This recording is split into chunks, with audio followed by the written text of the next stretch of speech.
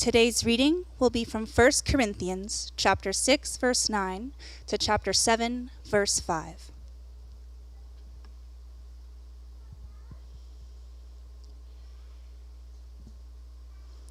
Know ye not that the unrighteous shall not inherit the kingdom of God? Be not deceived, neither fornicators, nor idolaters, nor adulterers, nor effeminate, nor abusers of themselves with mankind, nor thieves, nor covetous, nor drunkards, nor revilers, nor extortioners shall inherit the kingdom of God. And such were some of you, but ye are washed, but ye are sanctified, but ye are justified in the name of the Lord Jesus, and by the Spirit of our God. All things are lawful unto me, but all things are not expedient.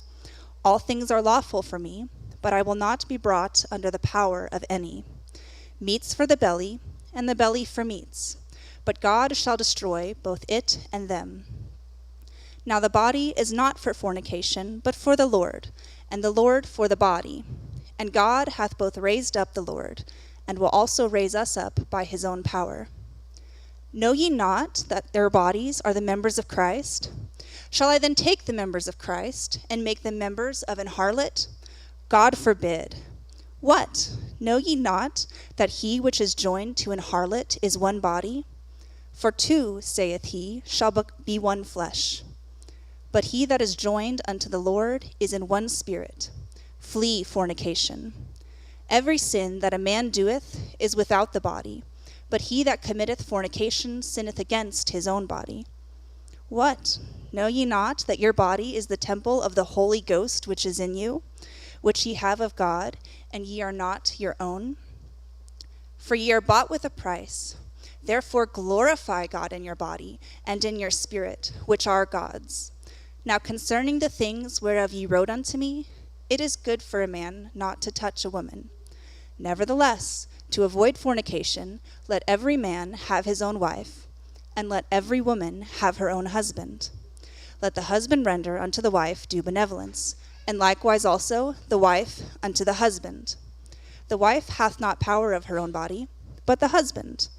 And likewise also the husband hath not power over his own body, but the wife. Defraud ye one not the other, except that it be with consent for a time, that ye may give yourselves to fasting and prayer, and come together again, that Satan tempt you not for your incontinency. This is the word of the Lord.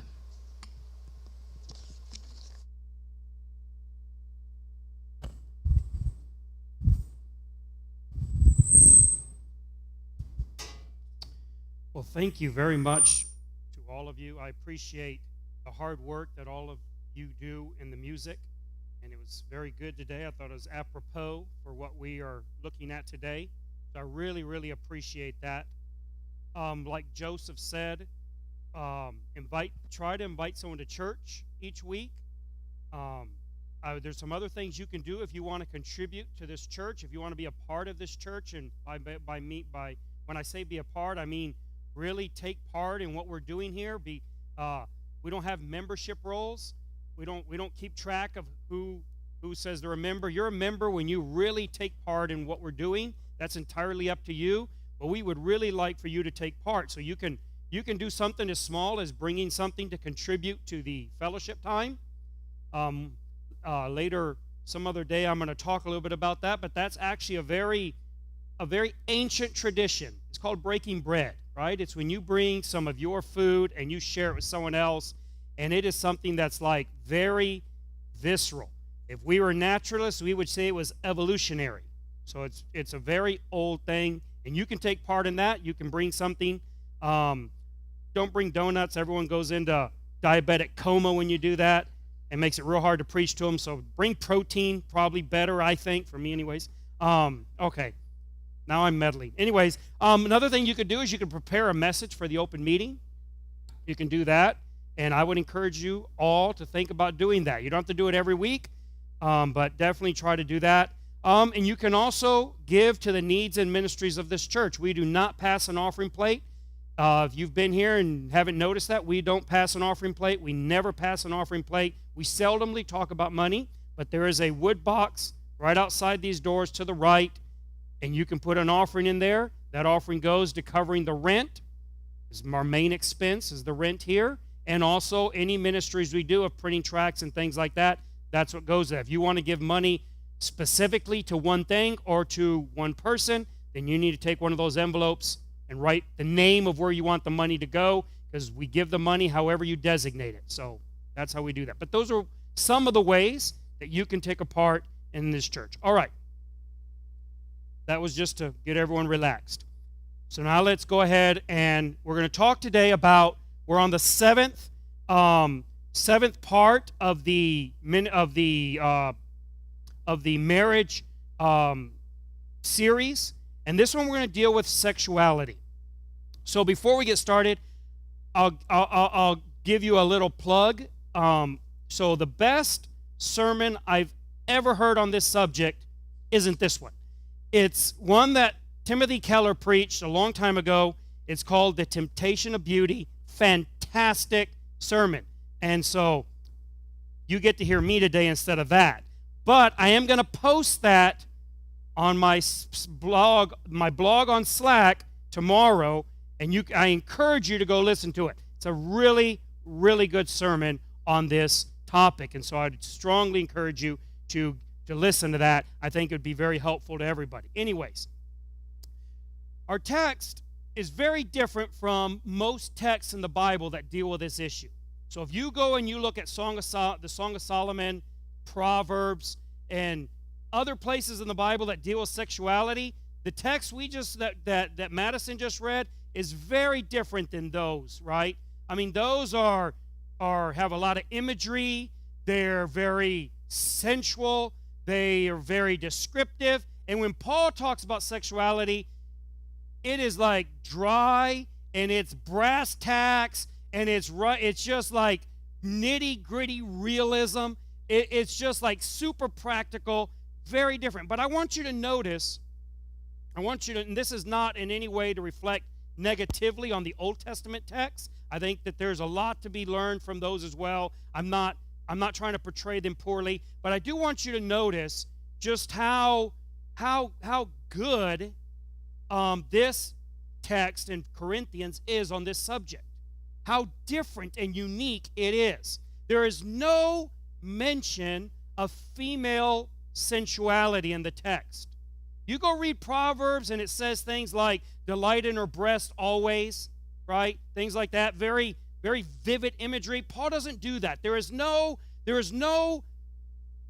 cheap use of female sensuality to make a point. I mean, I just find that very good. It's not even romantic. I mean, you don't read 1 Corinthians 6 and go, oh, Paul, stop. None. No romantic. There's probably that's why I identify with it, right? There's just like nothing romantic. It's just very, very practical. And that's because, and this is what I want to try to get to today on this. The overall point I'll tell you right up front is, and that's because the heart of this text dealing with sexuality is godliness. That's the heart of the text here. It's godliness. It's not romance. It's not sensuality. It's godliness. Because godliness is the best foundation for lifelong relationships.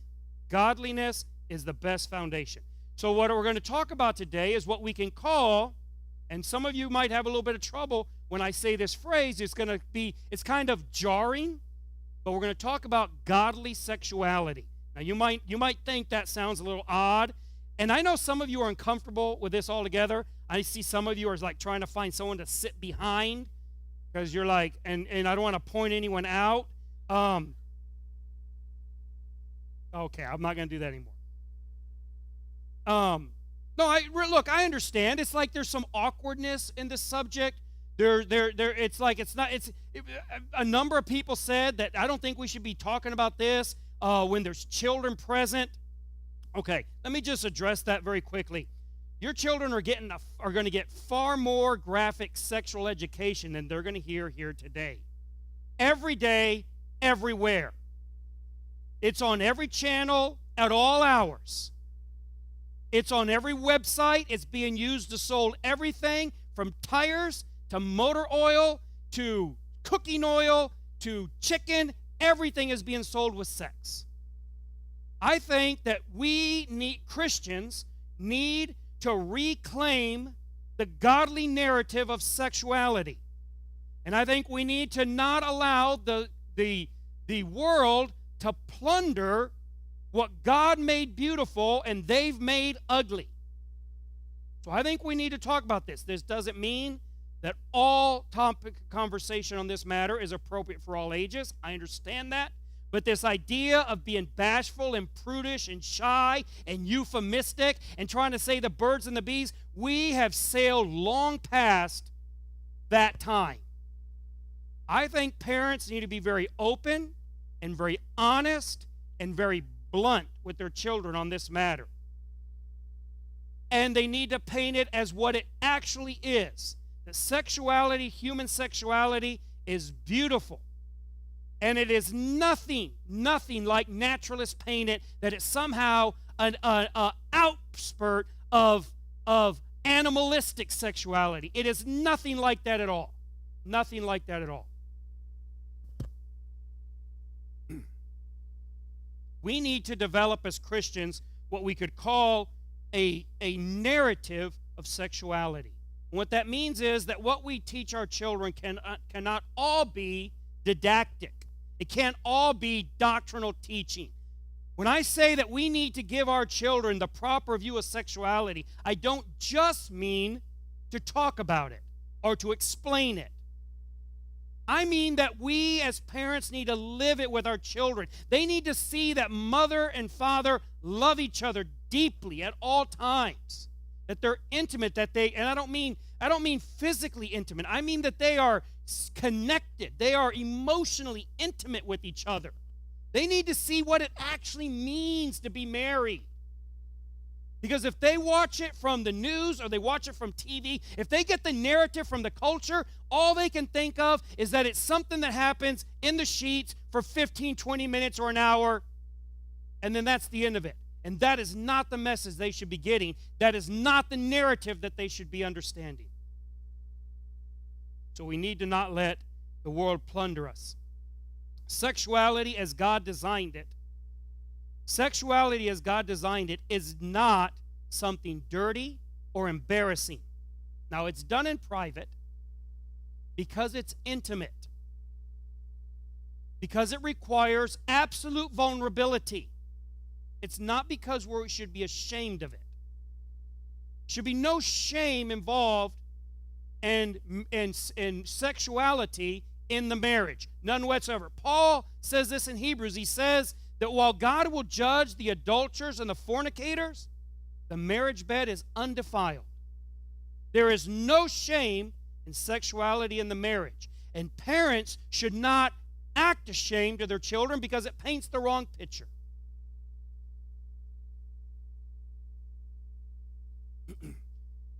However, when we publicize what is intimate, when we perform it publicly, let's say, well, then we subvert it. This is why we keep our intimate lives private. Christians don't keep their intimate lives private because they're prudish, or at least that shouldn't be the reason. But it's because we understand that that part of our marriage we only share together. All other parts of our marriage almost are shared with others. Children and work and home, everything is shared. But there's one thing that nobody gets to have a piece of except for the husband and the wife, and that is their sexuality. So we keep that private, not because we're ashamed of it, not because we feel dirty about it, but because we are jealous over that. We want that to be only ours. Nobody else gets to be a part of that. Nobody else. Because when we publicize it, then we subvert it. It's no longer intimacy when it's a performance. I don't care how good actors are and on screen they can pretend they're being intimate. That isn't intimacy. That is the opposite of intimacy. That's acting. They're faking intimacy. It's inauthentic. Only way sexuality is authentic is if it's intimate and exclusive. The moment it becomes a performance art, it loses all of that. Now, I want you to notice on our text that there is a huge juxtaposition here, enormous contrast. The first part of the text deals with what we're going to call transactional sex, fornication, adultery, homosexuality, all forms of sexual perversion. That's transactional sex. That's how Paul starts off before he gets into what we're going to talk about as godly sex. Transactional sex is a sex you can get from a harlot, from a prostitute. But it's not just that. Now that is an obvious transaction. I mean, that's like, that it is called, the world's oldest profession for a reason. It is obviously transactional. You pay a certain sum, you get a certain service. So it's real easy to understand that as being transactional sex, but it's not the only form of transactional sex in the Scriptures. Fornication is transactional. Just so in case there's anyone who doesn't know, it's an old word, and what it means is sex outside of marriage. That's transactional. It's not committed at all. It is the opposite of committed. So what is the problem with fornication? What's the problem with all of these different sexual perversions that Paul mentions? By perversions, I mean that they've subverted what sexuality is supposed to be, and they've made it something else. What's wrong with these things? Well, there's a number of things that are wrong with them. But essentially it boils down to this way of thinking about sexuality. I want your body, I don't want your person. I want the pleasure, but I don't want the vulnerability. I want sensuality, but I don't want intimacy. I want that moment, but I don't want that life. That's the problem. I want it transactional. I want a quid pro quo. Now, we can look at those and pick them apart and say, yeah, we see that. But there's another version of transactional sex that I actually want to talk about a little more in depth than those, because I think we've all heard plenty of sermons on those. But there's another one. There's a Christian version of transactional sex that I think we ought to talk about a little bit more in depth, and that is the oft-taught mantra that a woman needs to do her wifely duty. Let's talk about that for a minute. You've heard this probably. It's kind of like goes along the lines of, if you took care of business at home, the mistress would be out of business. This is turning sex into a transactional relationship. This is not what the Bible's teaching about sexuality. That is not at all what Solomon had to talk about when he's talking about sexuality, or what Paul talked about even in this text, even though this is a favorite little proof text for preachers that want to preach this kind of thing, like, you better just take care of it, you better take care of your husband, you better do your job. That is just a complete wrong way of understanding what Paul is saying. Even when we look at Solomon, he didn't lay the fault of the straying man at the feet of the woman. He talks about the foolish man that's chasing after strange women, and he never says the problem was his wife. When Jesus talks about this, he doesn't say that either. Jesus says that when a man looks at a woman and lusts after him, his problem is himself, and if he had to, he'd be better off plucking out his own eye. He never said, obviously, if the wife would have taken care of her business at home.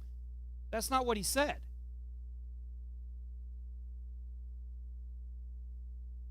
I think it's wrong that single men are expected by Christians to be chaste, but married men's desires are expected to be fulfilled. Every woman desire. How did this happen? How is it that Christianity believes that single men should be chaste, but married men should have no restrictions whatsoever on their sexual desires? That's like telling a starving person they should learn to be content, and an obese person at the buffet to eat all he wants. Marriage was never designed to be liberation from chastity, from self-restraint, from self-control. That isn't what people say. Well, I got married because I don't want to have self-control. Then you didn't understand marriage. So this doctrine produces a certain permissiveness of married men indulging in titillation. I'm married. I can watch movies that get me sexually excited because it's my wife's job to quench that burning. No. Marriage is not an excuse for you to get yourself all heated up in passion because you think it's your wife's job to take care of it. That's like thinking that it's your employer's job to just provide infinite funding for your out-of-control spending. It doesn't work that way.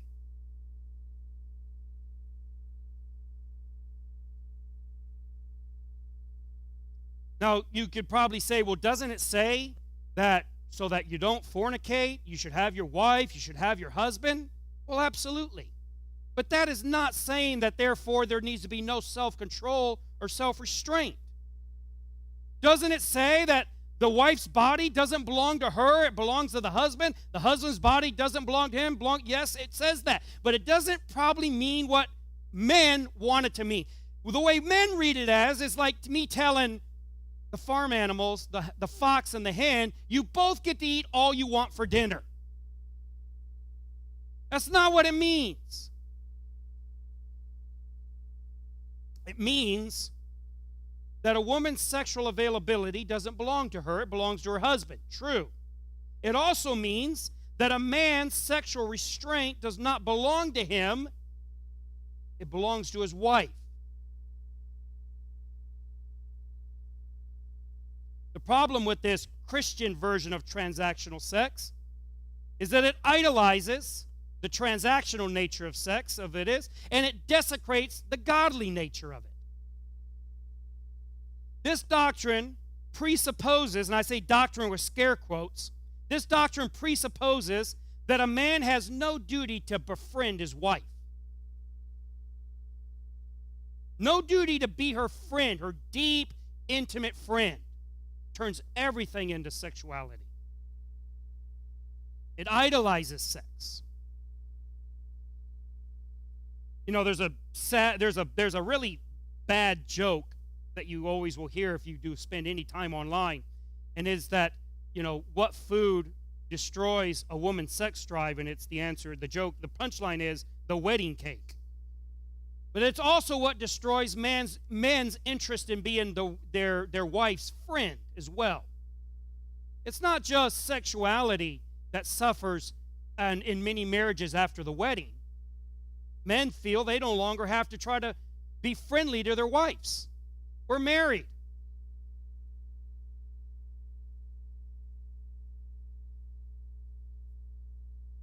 Basically, men think this way.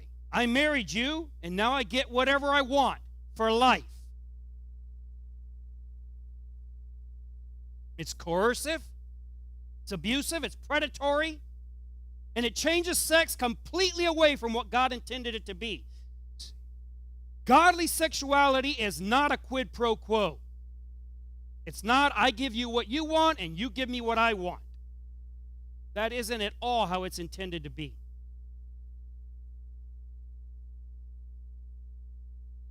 What are you going to, what if your wife were to be gravely ill or become paralyzed? How does that doctrine fit that?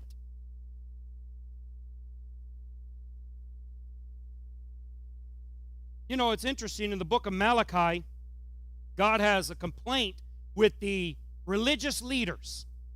Malachi 2, he has a complaint with the religious leaders, and they're like typical men. What? What did we do? Right? And God tells them what they did. He says, you've been mean, you've been harsh to your wives. And they say, well, what do you mean? He says, I I made you one woman for one man for life. That's how I designed it. Now, people for ages have, just, it's like, why did he do that? Why did he make men and women so sexually incompatible? Men want sex most all the time, women not nearly as much. And it's like, couldn't God just have made us the same? At least, both not want it or both want it the same, but why such conflict here? And this is what God is saying in Malachi. He says, I designed it that way. See, what they're doing is they're saying, we don't like our sexual relationship. We don't like the conflict we have about this. And so what we're doing is we just go get a mistress or a couple mistresses. And then everybody's happy. And God says, I'm not happy. That's not the way I designed it. I specifically designed it exactly the way it is. And he says, why? He says that you might seek a godly seed. He's saying, I want you to have to come to me for the answers on this. I designed it difficult on purpose. Now, people have been trying to circumvent God's design for a long time, and to disastrous results. How do I mean? Well, we've already talked about prostitution, promiscuity. That has not worked out well. Polygamy. That was what the ancients figured out. They're like, hey, a wife doesn't want sex about 1/10 of the time I do, so if I had 10 wives, we'd just all be happy. Actually, the studies show nobody's happy.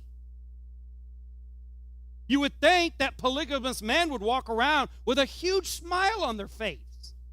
That's not at all the case. Not at all the case. The domestic abuse, the domestic violence, the depression, suicide attempts, dispossession, all of it is many times higher in polygamous cultures. It's why Western culture, aside from the scriptural reasons, it's why Western culture has prohibited polygamy.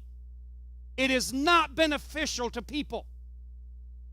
It seems like it'd be this great answer. It's not a good answer at all. So modern culture came up with a different answer. Homosexuality. Hey, we'll just put two women together. They have the same sexual drive. We'll put two men together. They have the same sexual drive. They'll be happy. Not the case either. At all. Over 50% of gay men, over 75% of lesbian women report that they have been victims of psychological intimate partner violence, meaning not violence from people who hate their lifestyle, not from their society, from their intimate partner. Over 50% of gay men report they are victims of that violence. Over 75% of lesbian women say that they are victims of that violence. These are not happy relationships. Do not get your information from some sitcom. That isn't at all what reality looks like. Over 16% of homosexuals self-report, having tried to commit suicide at least once. Over 9% of them self-report trying to commit suicide more than once. That's 2 to 8 times more than what you have in heterosexual relationships. This is not a good solution. So you may look at the conundrum that there seems to be between the difference between the male sex drive and the female sex drive and say, oh, this is very hard. God could have made it easier. Look, we've tried to circumvent it and figure out how to do it better, and it's not worked out well for anybody. There is a better way, and it's what Paul's describing. It's what the Bible teaches. It's a godly view of sexuality. It's what has actually had the effect or the success in making people the happiest, the most content, the most joyous. All right. So what is godly sexuality? Well, first off, like we've already said, it's not transactional. It's loving. That means it's not self-absorbed or self-interested. It's not coercive. It's not quid pro quo. We hear loving and we think romance. That's not what love is. Romance is great. Mike is actually going to take that part of the series in 2 weeks, deal with it. Romance is a big part of marriage, but romance and love are not the same thing. They're not the same thing. The only way you get any depth in your marriage relationship is you have to have an actual relationship. It means you have to have real, true commitment, covenantal commitment to the other person that is founded on love, founded on the notion that you don't care and you're not looking for your own satisfaction, your own benefit. You are looking for the benefit of the other person. Here's how this usually works out, though, in our minds. So, brother, what you're saying is that if I love my wife more, I'll get more sex. No. No. That's not love. That's quid pro quo. I'll love you if you go to bed with me. You understand that that is self-defeating in itself? It's by definition, it's opposite of what you're trying to do. Love is to give, wanting nothing in return. Love is to do for another, wanting, expecting, looking for nothing back. And if in the back of your mind you're saying, I hope I get lucky for this, that's not love. That's self-love. It's not performative. Godly sexuality is not performative. It's authentic and intimate. This is why sex outside of marriage, as we said, is so problematic, because it can't fulfill this. It's just acting. You're just pretending. It's not real. You think, well, what I need to do is we need to have sex first to see if it's going to work for us. There is no way you can do this because you're just pretending intimacy. Real intimacy isn't 10 minutes in the bed. That is not real intimacy. That is such a small sliver of what marriage is.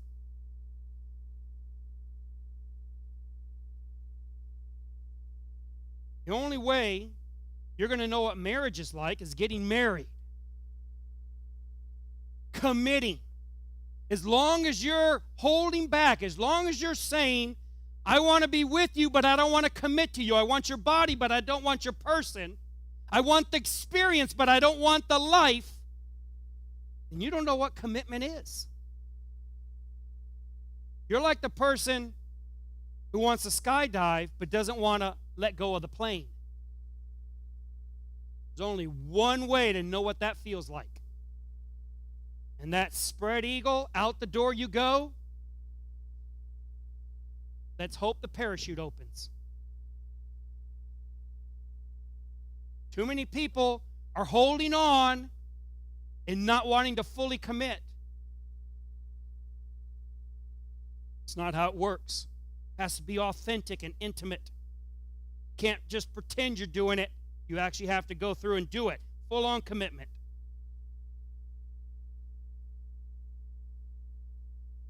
Third thing is, it's not unrestrained.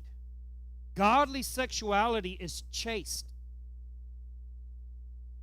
It's under self-control.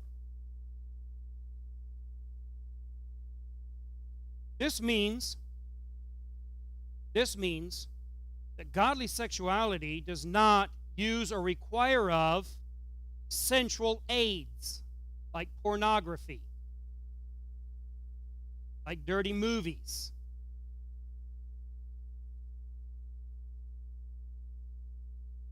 You think, well, we're married. Gets us excited. No, that isn't godly sexuality. The problem, well, there's so many.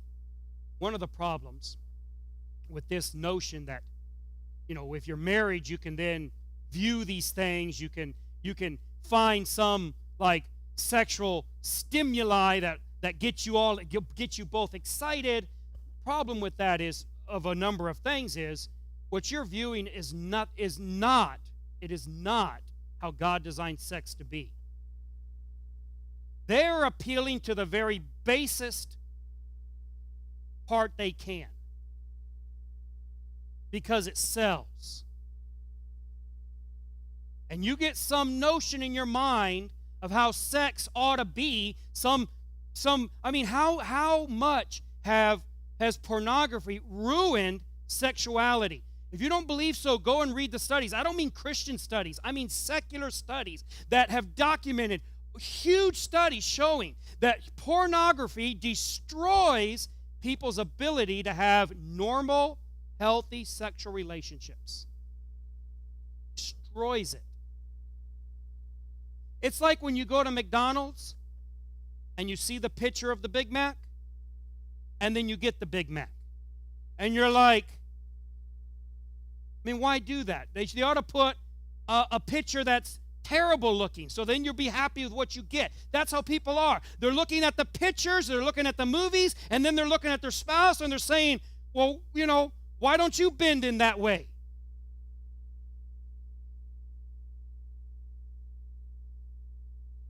It's chaste. Now, I want to be very clear on this. When I say chaste, I don't mean prudish. I don't mean bashful. I don't mean ashamed.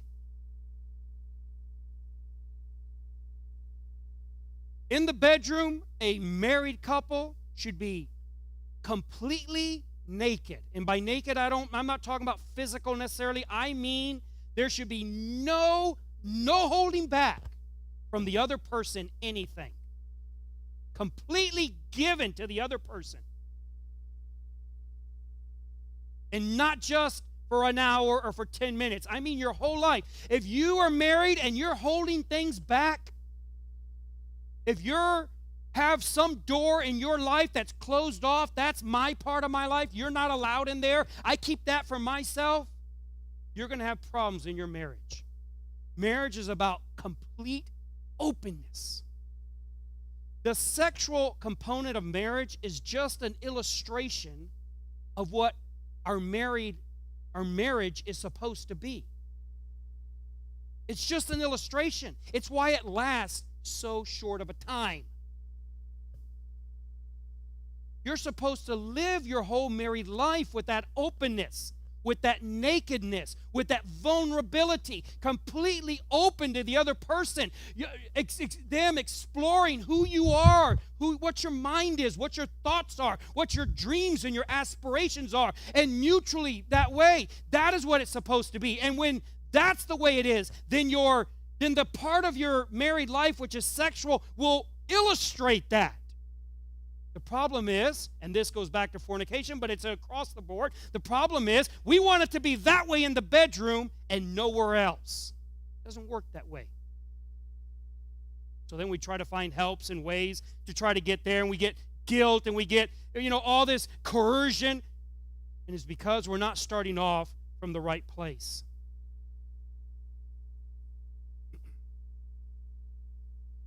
The problem in most marriages, if there's a problem in marriage, I'll put it this way, if there's a problem in marriage, the problem is sin. It's not a lack of sin. Okay? So the problem in your marriage isn't that you don't have enough smut in it. Let me put it bluntly. That's not the problem in your marriage. If you have a problem in your marriage, the problem is sin, and I don't mean necessarily one specific sin you committed. I mean we live in an environment of sin. Sin is the air we breathe, it's the water we drink, and it's the dirt we walk on. Paul says that sin is a domain, it is a reign, it's a kingdom, and it encompasses the whole universe, and you can't get away from it. It doesn't mean you have to do it, but it's everywhere. It's like contamination in the air. It's everywhere. And anything that's wrong in the world and in your life and in your marriage and everywhere all comes back to a problem with sin. And the solution is always getting sin more out of our lives. That's always the solution. Last thing about marriage is that it is vulnerable. As we've talked about a lot already. It's not ashamed. It's not frigid. It's not isolated. It's not distant. You say, well, I'm bashful. The problem is you're not willing to be vulnerable. Well, I'm just naturally cold. No, you're not willing to be vulnerable. You want to protect yourself. You want to guard yourself. You don't want to be hurt. You don't want to be taken advantage of. So you want to protect yourself and guard yourself. But you can't do that in marriage. You say, well, what if I make myself so vulnerable and so open and so I let all my guard down and then they take and they don't give anything back? Love wouldn't think that way. Love would not think that way. The most terrifying verse in the whole Bible, in my opinion, and this is, you may have a different one. For me, this is the most terrifying passage of Scripture in the whole Bible. I'll read it to you. Charity suffers long and is kind. Charity envies not. Charity vaunts not itself, is not puffed up, doth not behave itself unseemly, seeks not her own. It is not easily provoked, it thinks no evil, rejoices not in iniquity, but rejoices in the truth, bears all things, believes all things, hopes all things, endures all things. Charity never fails. That's terrifying. Terrifying. If you were to take that to heart and say, what is it saying I should do? It is saying you should give and want nothing back. Make yourself open and vulnerable and let everything be taken and nothing be given back. That's a horrifying thought. A horrifying thought. You might be listening to that and think, wow, godly sexuality sounds very hard. It isn't. It's impossible. It's worse than hard. Who can do this? But right now, my wife is saying, where's that guy? I am married to Nabal. I knew it. I am Abigail. Who can do that? I mean, come on, be honest. I know we read that, we read it when at the front of the aisle, right, for the wedding, and everyone's like, oh, come on. Talk about the Big Mac picture and then the reality, right? The preacher reads that, and then you look over and you're like, oh, that's not going to happen. No, it's impossible. I get it. No one can live this way. You look at that and say, nobody is this way. Nobody can do that. It's absolutely impossible. I could never want that. So if I don't want it, then if I did it, it would just be faking it. You're right. You're absolutely right. You say, okay, I'm going to really try at doing that. Then you can't. If you're trying, you're not doing it. This isn't trying. This isn't something you perform. You're like, look at me, pretend to love you. It doesn't work that way. You actually have to it just has to come out. Who is this person?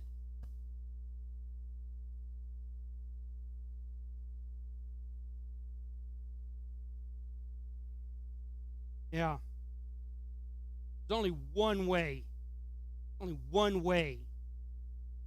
anyone ever loves like that. And they have to be a different person. My wife could be married to someone like that if she could marry someone else.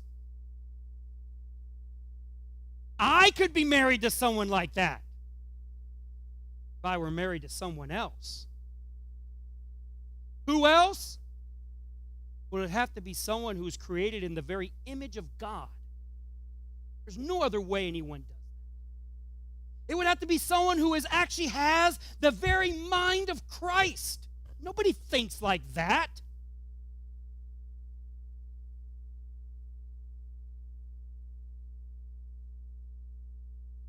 And in this way, human sexuality is the best and most accurate, I think, reflection of the gospel.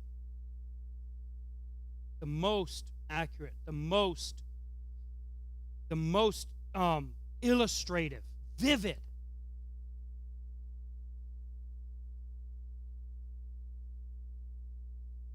You think about ungodly sexuality, and everything about it reflects a very messed up sexual relationship. A very messed up spiritual relationship, I mean. Right? Everything about it. Shame, the wanting to cover up. I mean, think about what happens when Adam and Eve sin. They become shameful, embarrassed, shy. They run off in the bushes. They're trying to get clothes on. And when they finally get them on, it's not enough. They're still ashamed. They're still embarrassed. Did it fix anything? They're hiding in the dark.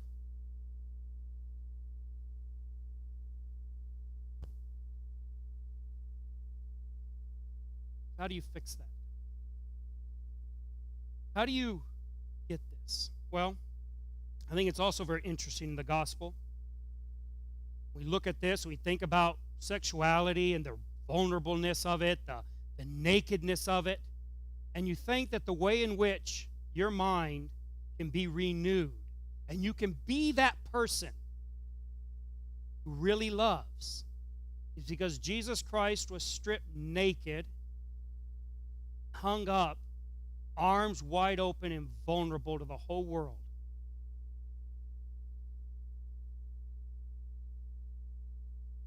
Why does God love sexuality so much? Because it illustrates better than perhaps anything else how Christ loves you. Completely open, vulnerable, nakedly, nothing between you. There is no separation, no shame of you.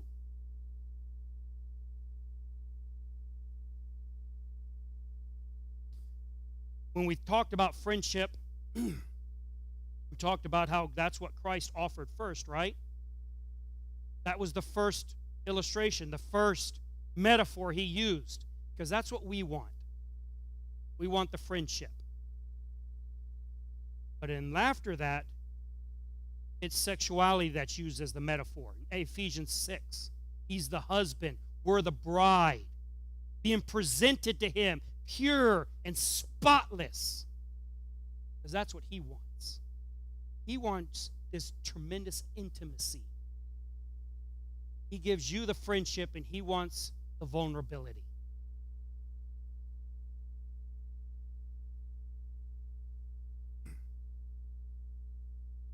And when we accept that, when we confess Christ, he renews our minds. He takes out the heart of stone and gives us a heart of flesh. And you say, I could never be the person that we've talked about for 7 weeks. You can't. But that new creature that is put in you, that is reborn inside you, that is exactly how he is. He is loving. That's why, and I'll end with this, that is why I think Jesus' admonition to the first church in Revelation is to return to their first love. The love they first had, the pure love. You know that love. All of you here who are married, your marriage might have become a little transactional by now. Mine has, I know, I confess. But I remember, and you should remember, how I behaved before we were married. I would have swam through shark-infested waters to get her favorite pink lemonade slushie. Expecting, wanting, I wasn't looking for, I didn't want her to do anything for me. I just wanted to do something for her. It's that first love, right? Kind of get a little glimpse of it. We have a little taste of it in our mouth. That's the love you get from Jesus Christ when you are reborn by faith in him. All right. Well, let's close with prayer. Father, I am very grateful you made yourself so totally vulnerable, that you took away everything that divided me from you, that you completely disrobed yourself and held no distance between us, that our spirits are as unified and united as you are with the Father. An amazing relationship. Father, I ask that you would help me every day explore that intimacy, to understand it, to appreciate it, to hunger and thirst for that intimacy with you. And I ask that each day I would become more capable through the power of your Spirit to reflect that intimacy with my wife, and each person here with their spouse. You'd give them that grace. We ask these things in the name and the powerful, blessed, beautiful name of Jesus. All right. I'll see you next week.